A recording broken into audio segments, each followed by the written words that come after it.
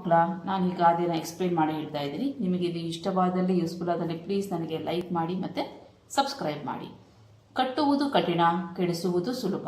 ಗಾದೆಗಳು ಜನಪದರ ಜೀವನದ ನುಡಿಮುತ್ತುಗಳು.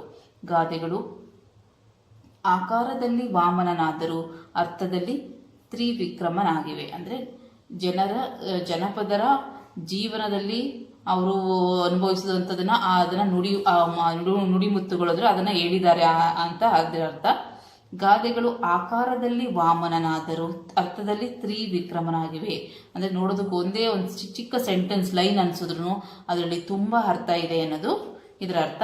ವೇದ ಸುಳ್ಳಾದರೂ ಗಾದೆ ಸುಳ್ಳಾಗದು ಎಂಬ ಮಾತು ಗಾದೆಯ ಮಹತ್ವವನ್ನು ಬಹು ಸುಂದರವಾಗಿ ಅರ್ಥೈಸುತ್ತದೆ. ಒಂದು ಪಕ್ಷ ವೇದ ಸುಳ್ಳಾದರೂ ಗಾದೆ ಎಂದಿಗೂ ಸುಳ್ಳಾಗೋದಿಲ್ಲ.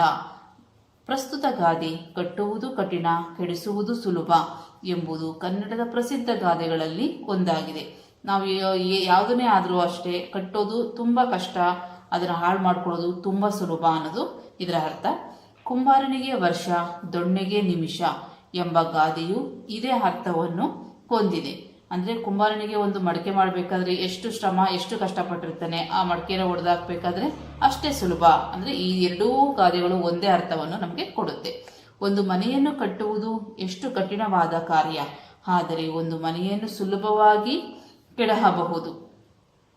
ಒಂದು ಮನೆ ಕಟ್ಟಬೇಕಾದ್ರೆ ನಾವು ಎಷ್ಟು ಶ್ರಮದಿಂದ ಎಷ್ಟು ಕಷ್ಟಪಟ್ಟು ಕಟ್ಟಿರ್ತೀವಿ, ಆದರೆ ಆ ಮನೆಯನ್ನ ಅಷ್ಟೇ ಸುಲಭವಾಗಿ ಕೆಡಬಹುದು. ಹಾಗೆಯೇ ಮನುಷ್ಯ ತನ್ನ ಉತ್ತಮವಾದ ವ್ಯಕ್ತಿತ್ವವನ್ನು ರೂಪಿಸಿಕೊಳ್ಳಲು ಜೀವನವೆಲ್ಲ ಕಷ್ಟಪಟ್ಟರೂ ಸಾಲದು.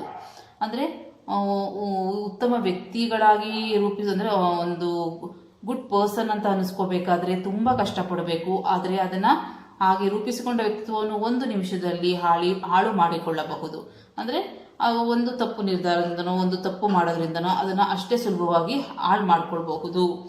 ಆದ್ದರಿಂದ ಜೀವನದಲ್ಲಿ ಕಷ್ಟಪಟ್ಟು ರೂಪಿಸಿಕೊಂಡ ವ್ಯಕ್ತಿತ್ವವನ್ನು ಎಚ್ಚರಿಕೆಯಿಂದ ಕಾಪಾಡಿಕೊಂಡು ನಾಶ ಮಾಡಿಕೊಳ್ಳದೆ ಉತ್ತಮ ವ್ಯಕ್ತಿಗಳಾಗಿ ಬದುಕಬೇಕು ಎಂದು ಈ ಗಾದೆಯು ತಿಳಿಸುತ್ತದೆ. ಅಂದ್ರೆ ನಾವು ಎಷ್ಟು ಕಷ್ಟಪಟ್ಟು ಪಡ್ಕೊಂಡಿರೋದನ್ನ ಅದನ್ನ ಉಳಿಸ್ಕೋಬೇಕು, ಅದನ್ನ ಹಾಳು ಮಾಡ್ಕೊಳ್ಳೋದು ಸುಲಭ, ಪಡ್ಕೊಳ್ಳೋದು ತುಂಬಾ ಕಷ್ಟ ಅನ್ನೋದು ಈ ಗಾದೆಯ ಅರ್ಥ. Thank you.